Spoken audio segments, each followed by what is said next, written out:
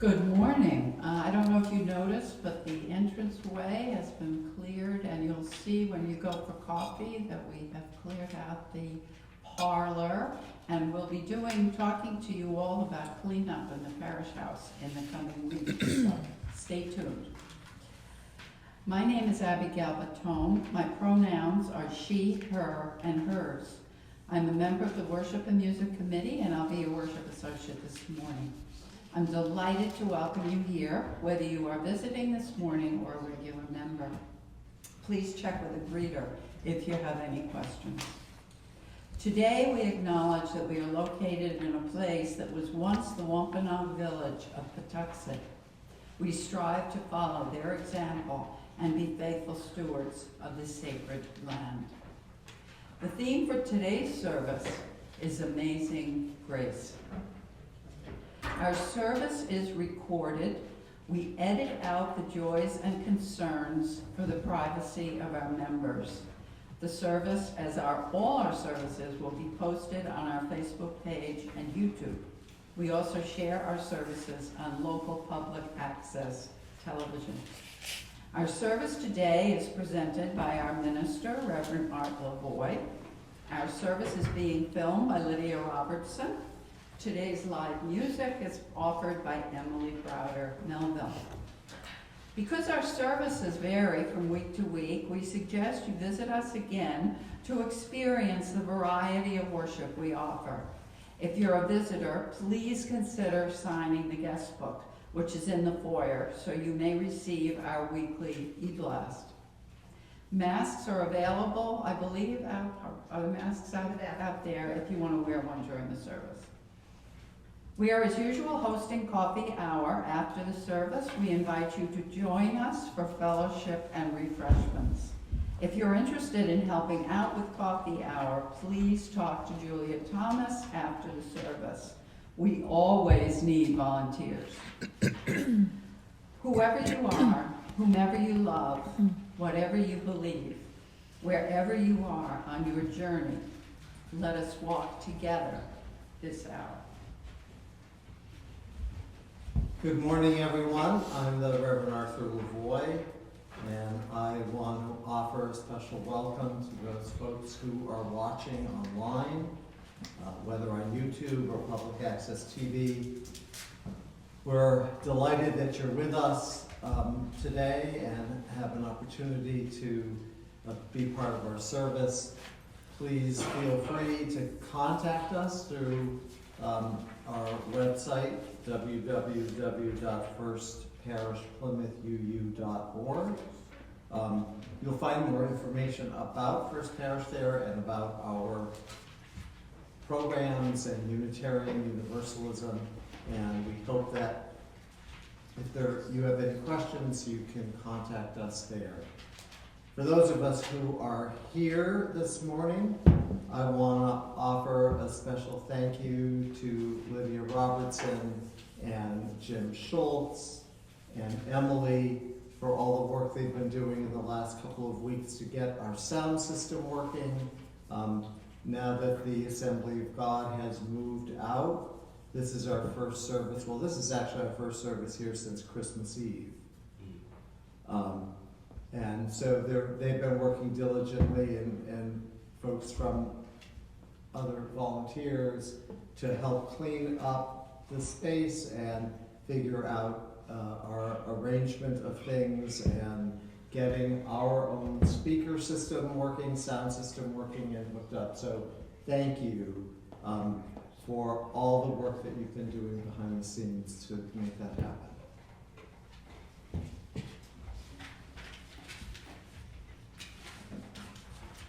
Our call to worship this morning is by Layla Ibrahim. It's a blessing you were born. It matters what you do with your life. What you know about God or Spirit is a piece of the truth. You do not have to do it alone. Please rise, in body or in spirit, and join in singing hymn number 205, Amazing Grace.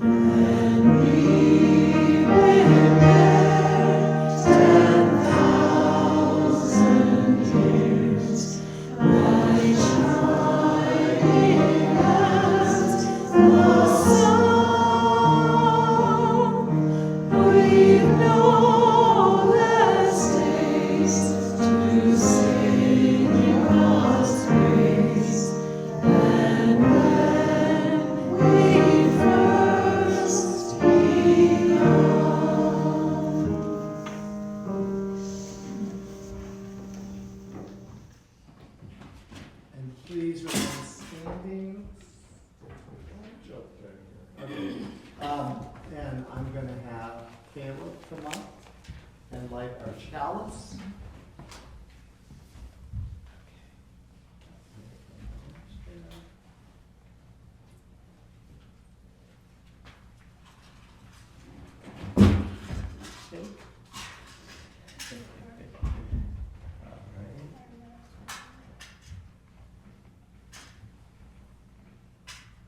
Let's try that one more time. I'll tilt it a little bit.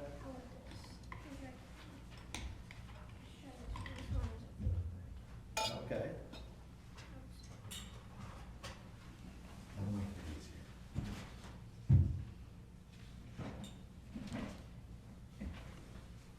All right. Thank you. Please join with me in the words of our covenant. Love is the spirit of this church, and service its law. This is our great covenant, to dwell together in peace, to seek the truth in freedom, to speak the truth in love, and to help one another. Please be seated.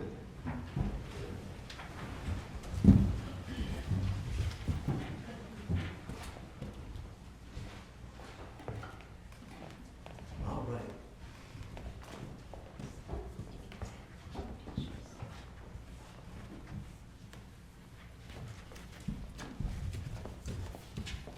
Why don't you show his picture? Let's start with that. Anybody know who he is? John Hancock. Huh? John Hancock. No. I'm gonna guess he wrote Amazing Grace. You're right. John is his first name. You're right about that. John Newton is his name. Yeah. And he's dressed in like minister's robes in that picture because eventually he did become an Anglican minister. But before we get there, there's a very important part of his story that many of us don't know. So he worked as a sailor for a big part of his life, and he ended up working on ships that were bringing slaves over from Africa, and he became the captain of a slave ship and spent a number of years doing that. And then one day, when his ship was off the coast of Ireland, there was a huge storm that came up. And he started praying and begging God to deliver him and his ship from the storm. And the storm stopped at some point, and everyone on board was okay. But his life began to change. That was like a moment of transformation for him. Because he started reading the Bible and he started asking questions of himself like, am I really worthy to be saved? You know, is the kind of thing that I am doing with my life, transporting slaves, is that something that makes me a good and worthy person? And he really spent a lot of time just struggling with that. And finally he gave up being a slave captain. He gave up anything doing with that whole slavery endeavor and became an abolitionist in England and worked very hard to end slavery. He became a minister and as I said, a very important part of the abolitionist movement. And the song Amazing Grace that he wrote came out of that whole experience.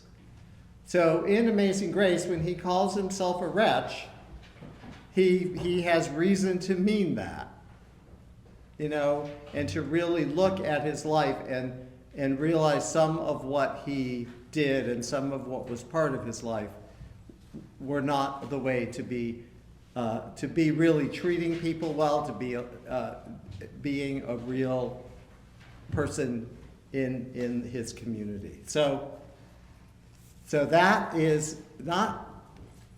It was a long time ago that I learned about him, and most of us don't know his story. So I wanted to share that with everybody today. Amazing. And I think Caleb is going to go to the nursery. Yes, Caleb's going to come with me, and then I'll be back. Okay. Caleb's going to go with Deb, and so. This little light of mine, I'm gonna let it shine. this little light of mine, I'm gonna let it shine. This little light of mine, I'm gonna let it shine. Let it shine, let it shine, let it shine. Our reading this morning is by Jenny Wiles, The Amazing Grace of Each Other. Excuse me. I came to Unitarian Universalism during a time of loss and confusion and found welcome. Church and faith were the shore after the shipwreck. But comfort alone didn't change my life. It was the call to community and covenant, accountability and interdependence that enlarged my sense of possibility and deepened my capacity to love and be loved. I have greater peace, strength, and purpose because I've come to know myself and others as necessary and necessarily imperfect parts of an interdependent whole. Like so many others, I'd come to church in crisis. I was 29 years old and 6 months pregnant. My marriage was ending messily, heartbroken, but hoping to provide a peaceful, stable start for our baby. I'd moved in with my parents in Dallas, Texas, leaving behind job, friends, and cultural affinity in Cambridge, Massachusetts. When I'd been home for about a month, I was mugged. Out walking early one evening, I was jumped and beaten by a young man, a boy really, in a pressed button-down shirt and khakis. He seemed almost as startled to throw the punches as I was to receive them. He wanted my bag, but it crossed my body over one shoulder, and he was too frantic to see that by forcing me back, he only increased tension on the strap. It might have been my own fear as much as any physical trauma that sent me into labor. I doubled over, the bag came loose, he ran off with it. Emergency room doctors stopped the labor, and I was home by morning, bruised but not badly hurt. The stolen bag contained only a journal and a pen. As crimes go, it was both unlikely and trivial, but it made a disheartening culmination to a sad season.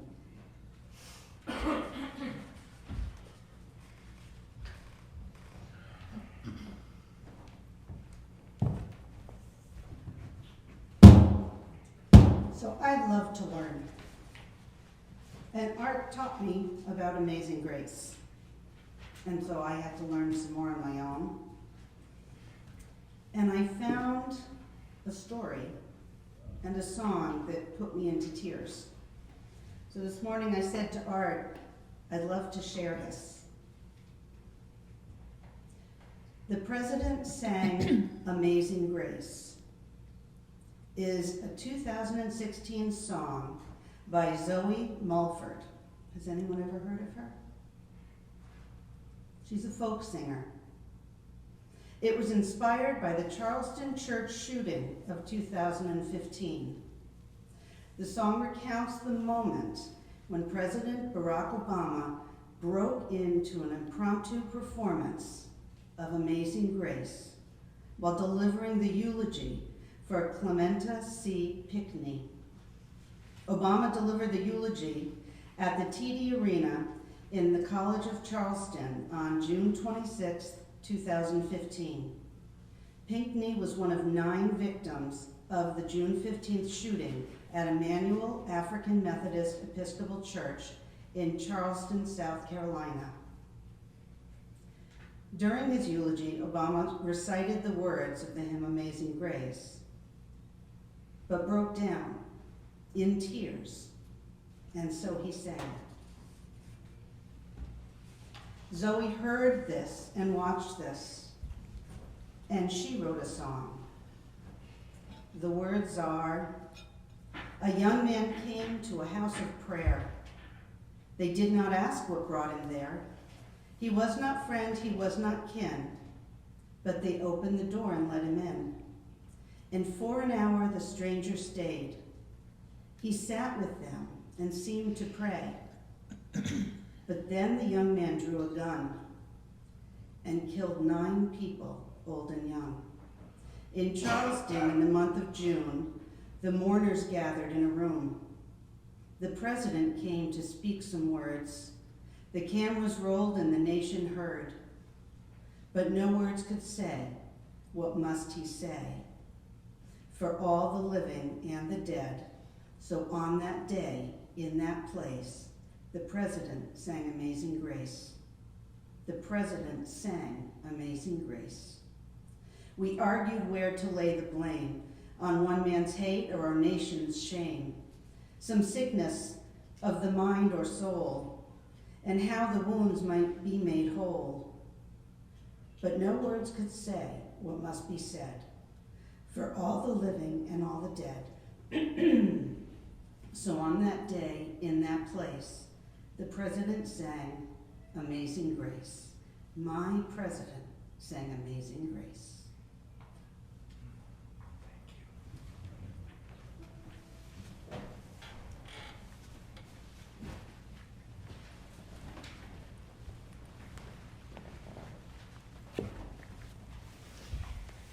In Buddhism and in other traditions, there is something called a metta prayer, which is a prayer that you say over and over, such as, may this happen, may I feel this way, may we feel this way. And it's sort of a prayer that tries to create shift. So the song that we're about to share with you has 3 words. It's just open my heart. And I very much invite you, because it's very repetitive, if you wish to quietly join your voice in it, please do. And we chose this because the overarching theme for this month, which the Amazing Grace is a part of, is liberating love. And we may be surrounded by liberating love, but if our hearts are not receptive, then there will be no effect. So may we be open, may our hearts be open to liberating love.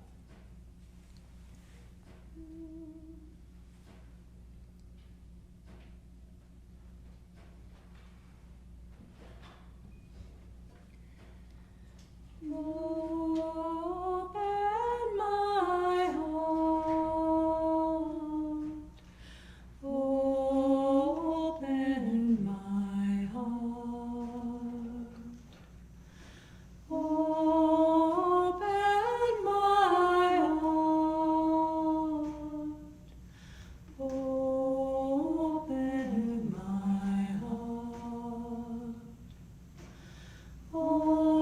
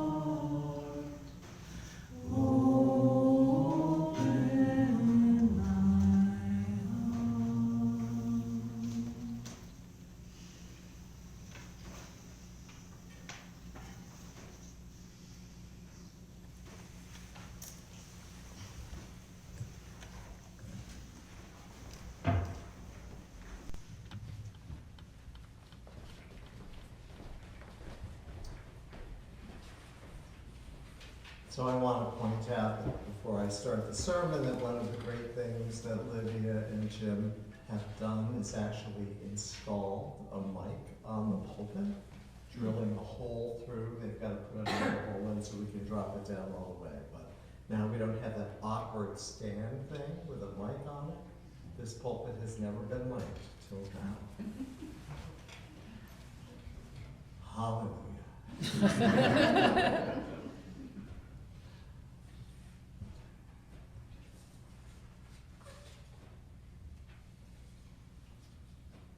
Amazing Grace. It's a hymn that we use regularly, and I hope it's one that resonates with many of you. But grace, that's kind of one of those religious words that's not easy to explain. One of those words that we might say, I'm not quite sure how to define it, but I know it when I see it or when I experience it. Here are some ways that might help us define and understand grace. In the book Traveling Mercies, Anne Lamott describes it this way. Grace is the force that infuses our lives and keeps letting us off the hook. It is unearned love, and the love that goes before, that greets us on the way. It's the help you receive when you have no bright ideas left, when you are empty and desperate and have discovered that your best thinking and most charming charm have failed you. And she continues, grace is the light or electricity or juice or breeze that takes you from that isolated place and puts you with others who are as startled and embarrassed and eventually grateful as you are to be there.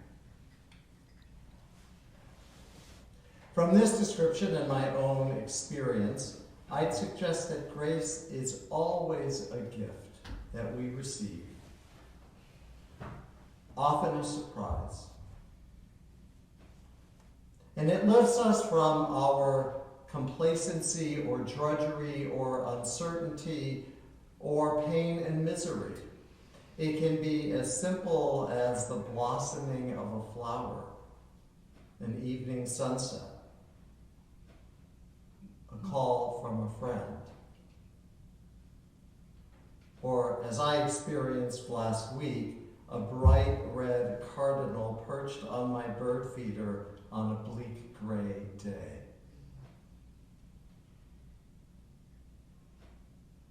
Certainly John Newton, who wrote the hymn Amazing Grace, saw it as a pure gift.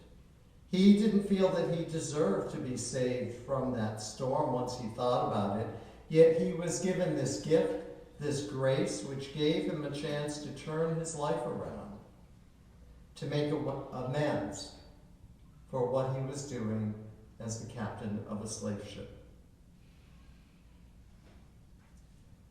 In a time before I got involved with Unitarian Universalism, I was living in Northampton, Massachusetts, and was very curious about the UU church there.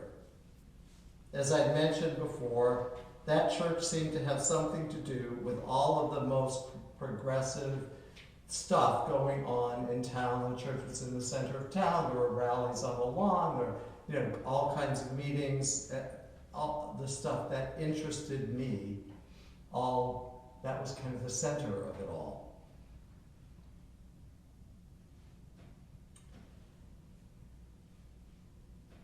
I was reluctant, though, to attend a Sunday service or get involved, fearing the rigid theology and judgmentalism that had traumatized me and driven me away from Roman Catholicism. There was a wayside pulpit in front of that building. And that's one of those glass cases you see sometimes outside churches where there's a big sign with a saying on it that they usually change every week. Some quote from somebody or other. One day, as I walked by, there was a quote from Mae West. Mae West, can you believe it? Can you imagine a religious institution offering a quote from that body bleached blonde actress and singer from the first part of the 20th century? I don't remember what the quote said. It wasn't her famous one about coming up and see me sometime. That's for sure. I knew it wasn't that one, but it actually doesn't matter today what the quote was, but the fact that there was a quote from Mae West in front of this church, I burst out laughing until I nearly cried and thought, if this church can embrace Mae West, then this just might be a church that would accept me and all of us. Moments of grace appear unexpectedly like this and are often quite memorable. Now, you may have noticed while we were singing the hymn, there's this little asterisk by the word wretch in our hymnal. And a thing underneath it says, if you don't want to call yourself a wretch, you can say soul. You can substitute soul for wretch. How convenient. Many you use, unfortunately, of a certain background and class and sensibility don't like to think of themselves as ever being wretched, either in the sense of feeling despairing or in the sense of having caused others pain and suffering. We sometimes think we're above all that we're more perfect, more evolved, maybe more holy, though that's another word we don't use very much. We often don't want to deal with the messiness of life that the word wretch implies, or the introspection. But that doesn't cut it, if you ask me. Jenny Whale felt pretty wretched when she first set foot in a Unitarian Universalist sanctuary in Dallas. And I use the word sanctuary intentionally here, for our churches are often sanctuaries. I'm sure she's not the only person that ever walked into the door of a UU congregation with feelings of self-loathing, pain, and sorrow. Pain and sorrow are often good motivators. They sometimes can get us to do things, to find help and support that we might not seek out under more optimal conditions. In fact, it might be what brought some of you here on your first encounter with Unitarian Universalism. Paraphrasing the theologian Frederick Buechner, pain misused alienates and spreads. Pain well used can open our hearts and teach us something about how to live. We can turn our pain into a weapon to hurt others. Or we can turn pain into compassion, a road toward deeper understanding, forgiveness, right relationship, and the healing of the world. In a loving church community, we shift from isolation and self-centeredness to compassion and interdependence. Good and evil, joy and wretchedness are part of all of us. Each of those states ripple out from us to touch other people. We can choose to bless the world, to bring grace to the world with our goodness and joy, and let the compassion of others help us to heal our evil and our wretchedness. Or we can let the evil and wretchedness infect our lives and those around us and add to the brokenness of the world. It's our choice, not some divine manifesto. When we come into the sanctuary with open hearts, the holy takes hold of us. And whether we like it or not, it takes us to a new place. It transforms us. Whether minister or congregant, we will not be the same as when we first entered these doors. If we let the holy, if we let love, if we let grace take hold of us. We are clay in its hands, and we will be molded into something new and then tested in fires of the kiln. That's what Unitarian Universalism's liberating love does to us, and grace is one of its tools. As we begin another calendar year, it's a good time to reflect on ourselves and renew our commitment to the ongoing growth and transformation that makes us more fully alive. The amazing grace of Unitarian Universalism is embodied in the words of Leila Ibrahim in our call to worship. We recognize the blessing in each person's birth. We know what we do here on this planet is important. Each of us holds some piece of truth, and it's important to share that with each other. And we never have to do it alone. Jamie Wheel writes that in a UU church, it will take you in when you feel unfit for human company, even if you intend to sit suspicious and cross-armed in the back. Hopefully, in our lives, we can find this grace, not only in UU churches,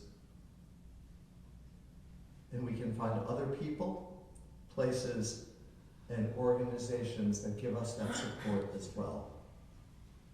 And if we're lucky and courageous, we just might find either here or elsewhere the moments of grace that will invite us to stop and take a breath. Flashes of grace that will touch us deeply, if only for a moment. Experiences of something beyond our meager lives that will bring a smile to our faces. We live in a very individualistic society that keeps us isolated from each other. Moments of grace pull against that isolation. We're reminded of something that's happening outside of us. Perhaps something that's going on in the world, and are called to do something about it. Grace reminds us of the natural flow of life, of births and deaths, and everything in between. We are called out of ourselves to be part of a larger community of adults and children together, looking out for each other, sharing food and fellowship, worship and reflection, and justice work always. We bring to our lives all of who we are. It might be joy, it might be anger, it might be self-loathing, it might be happiness, it might be a sense of being overwhelmed by whatever are the burdens that we're carrying at this moment. We learn here that whatever we bring to the table is our spiritual state. Spiritual states don't always have to be happy, angel wing things. Spiritual states are wherever we are in this moment. It's what we have to work with. Spirituality isn't just a lofty thing. Your spirituality, my spirituality, is what we have on our plate. What we have to work with today.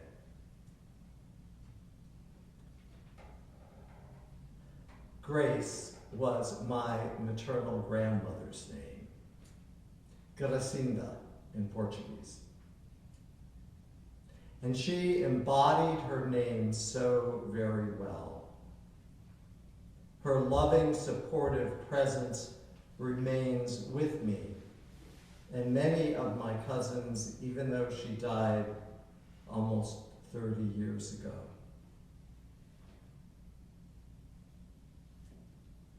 The ways that grace touched our lives does not have to have that long-lasting effect.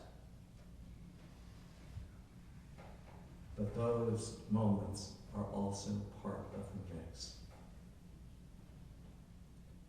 Here's a little plug for those of you staying for the leadership workshop after church upstairs.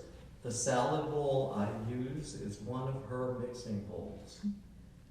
And every time I use it, I know she still watches over me in some way.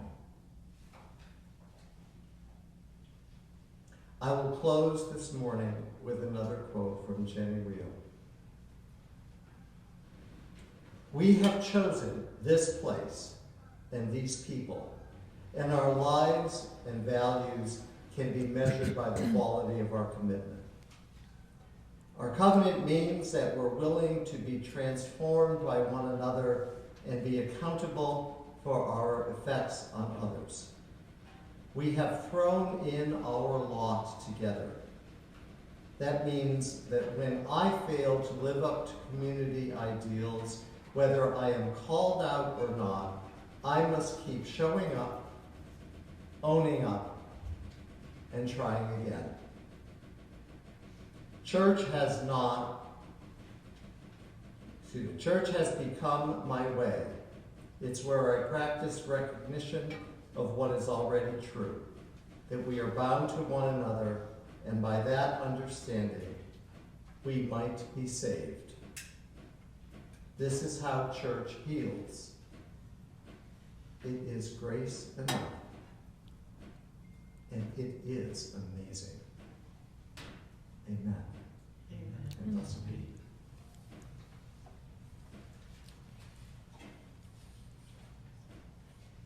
Our closing hymn is number 95. There is more love somewhere.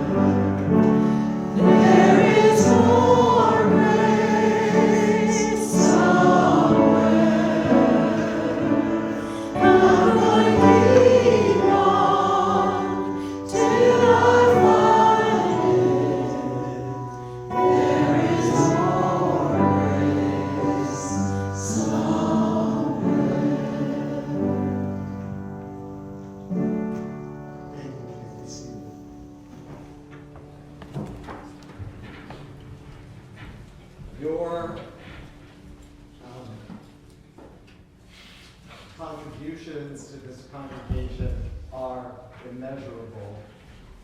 The work that just is done here behind the scenes, there are so many ways that folks in this room and others just contribute all the time. And so we are grateful for those moments of grace that you give us, and for the moments of grace that you will now give us as we collect your financial offerings for the work and mission and ministry of this congregation.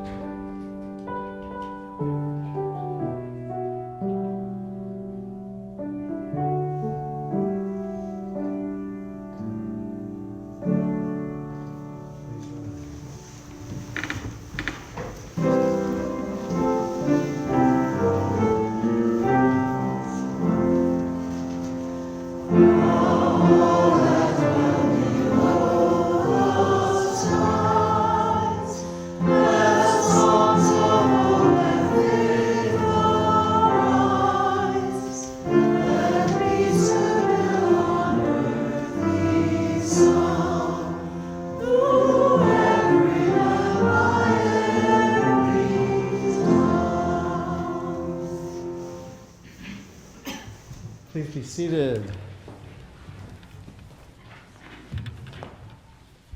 And we now take a moment to share with each other those milestones, joys, and sorrows that have touched. I think there's I'm fine? Okay. There are markings on the floor where I'm supposed to put the mic, and I think I missed my mark. So we now share with each other those joys and sorrows that have touched our lives and our hearts since the last time we were together. And I'm going to share first a joy. The joy of being back together again in the chapel. A few of you have mentioned to me, oh, it's so nice to be back. And so that is a particular joy. And I just want to acknowledge with this candle the many people in our congregation who are struggling with health issues right now.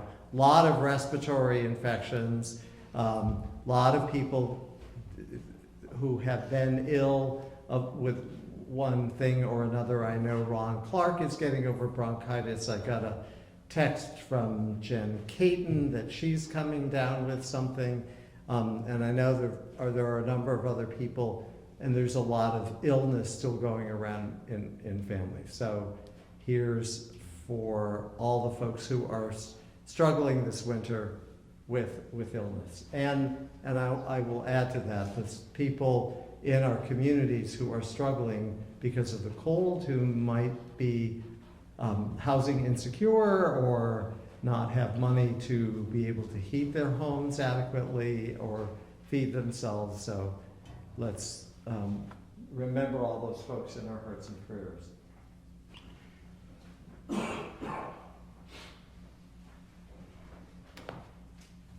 And I'll light one final candle for the joys and sorrows that remain in our hearts this morning. Let us pray.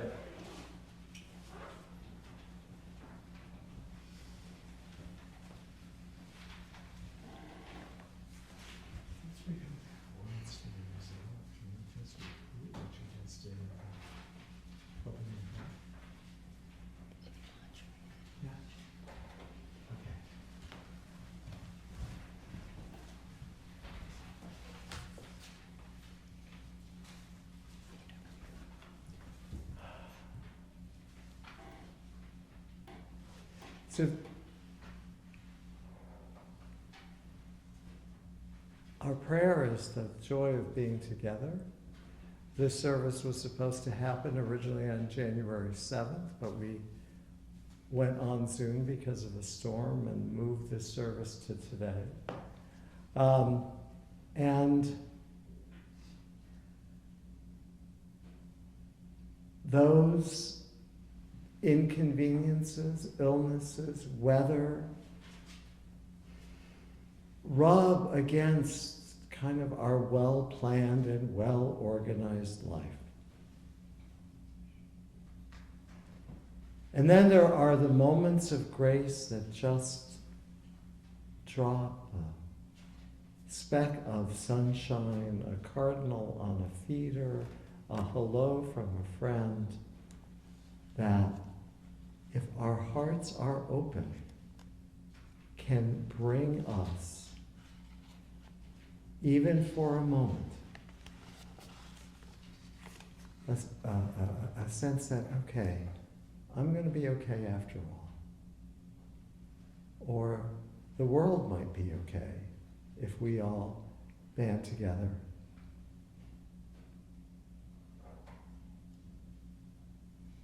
So our prayer is for the moments of grace that we receive and that we give each other, especially in the sharing of our joys and sorrows.